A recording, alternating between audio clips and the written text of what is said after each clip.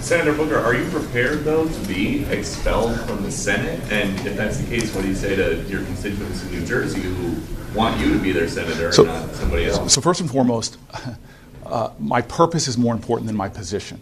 I came down here to stand up for the people of New Jersey and fight for the people of New Jersey. Whatever the consequences, I will stand up and do what is right. I broke no Senate law, but if somebody wants to make that charge, and they're not just empty threats from a bully, if it's a real substantive charge, bring it, I say. I will fight it out on the Senate floor.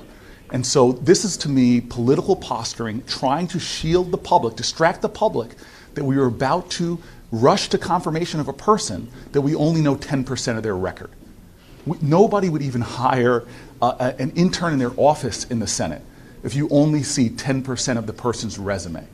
And so this is what all this is about. And I'm happy if somebody wants to say that I'm wrong for doing this. Because if that is wrong, I don't want to be right.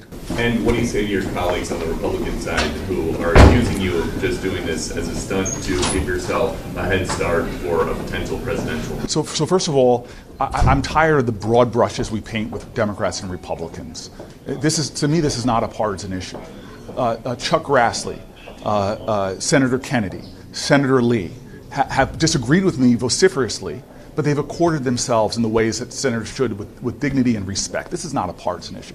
I only heard from one senator making those accusations that you heard, and they follow those accusations up by saying something. I asked more of my senior colleagues, have you ever heard language like that used? That somehow I'm unbecoming to be a United States senator, that I should be expelled, have expulsion from the Senate, saying I violated Senate rule. One person.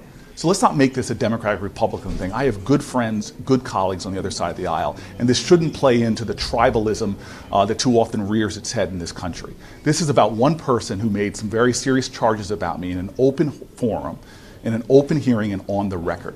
And I say if he wants to go through the formal Senate rules process to try to expel, if it wasn't just bullying, and it was actually some sincere beliefs, then bring it. Then bring it. Because I did what was right, I stand by what's right. The public has a right to know before someone gets a lifetime appointment to the highest office in the land. The public has a right to know more than just 10% of his record.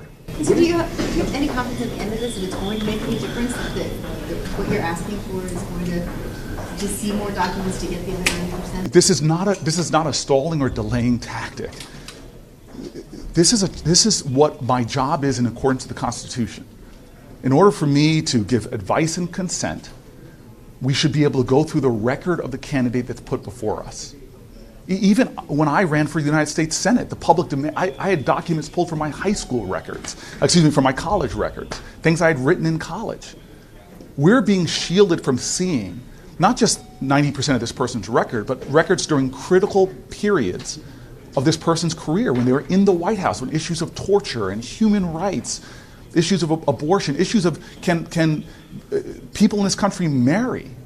All of these things, he has a record of his thoughts and beliefs. And you can't just now shield those things and hide behind platitudes and say, I can't answer that, I can't answer that, I can't answer that.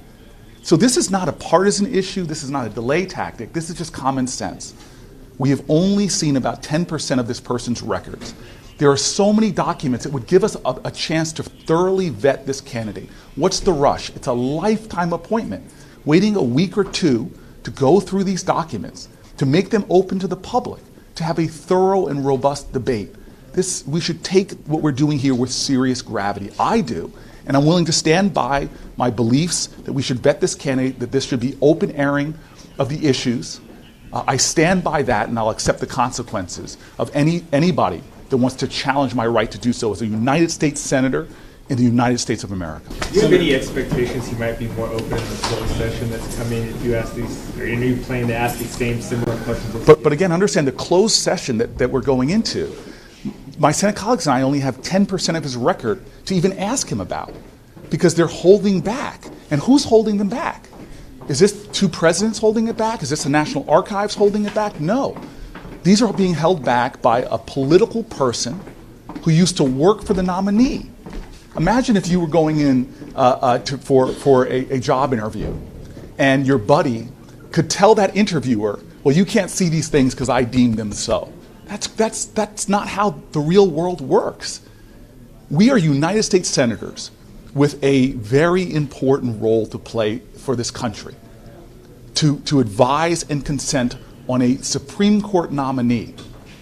We have an obligation, a sacred obligation, to thoroughly vet a candidate. But if I'm only getting 10% of the documents, I cannot do my constitutional duty. And so I feel compelled by the Constitution, by the voters in my state, to do the right thing, to stand up no matter what the consequences. So here I stand, and if one senator wants to try to expel me from the Senate for doing the right thing, then again, I say bring it. Senator, a technical question and a follow-up. Is it your understanding that the document you have now released has been cleared out of this So let me just give some clarification, technical clarification. So when I violated the rules, I violated them yesterday, but not just talking about it. I read parts of a committee of what was deemed committee confidential. So I broke those rules yesterday. Today I'm going to read some documents, but because I shamed them. Okay, this is what they didn't go through the process. They quickly moved to release documents that I was talking about public forum. So they were releasing them anyway now.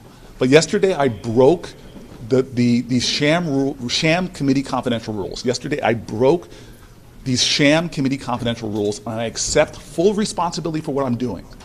Full responsibility. Whatever the consequences are, here I stand. I can do no other. Thank you for that clarification. So are there other things that you have seen that are currently, I guess, still committee confidential? That you think there are a whole bunch. Brought to light? I would like to see all the documents that Bill Burkham said. They said they're not classified. We should redact any personal information and do what we've done in past traditions in the Senate. But we should be releasing all of these documents. And they're withholding documents right now, purposefully. Documents like the one I read from last night that deal with issues that are controversial. They're holding them back, I imagine, personally, because they do not want these exposed to the public until there's a vote on the Senate. America should understand that's what's going on right now. That 90% of this person's resume is being held back because they don't want the public scrutiny before there's a vote on the Senate floor, because God forbid an issue comes out that he should answer for, that he should be able to be questioned upon. And so here we are on the last day, the last hours that we get to question a Supreme Court nominee for a lifetime appointment on the highest court in the land, and we've only seen 10% of his resume, 10% of the body of his records. That's outrageous, whoever you are, whatever side of the aisle. This is not a partisan issue. This is what is just and right. Senator, have you gotten any indications from the chairman, from leadership, that you are going to suffer some sort of consequences from this, like sort of messages to your staff? Alternately, have you gotten any sort of messages from those same folks that they are hearing what you're saying and that they are maybe more open to what you are asking for? Again, I have seen numerous of my Republican colleagues who've been gentlemen who have been fair, honorable. They don't agree with me, but they've dealt with this process. But a senior senator who is in leadership, I think he's the number 2 in leadership, has in effect called for my expulsion from the United States Senate. And I just say bring it. If he wants to go through that process, I fully accept responsibility for what I have done. And again, I'm new in this place. This senator has been around for a long time. He's in leadership. And I think he was just like most bullies are, a lot of talk and no action.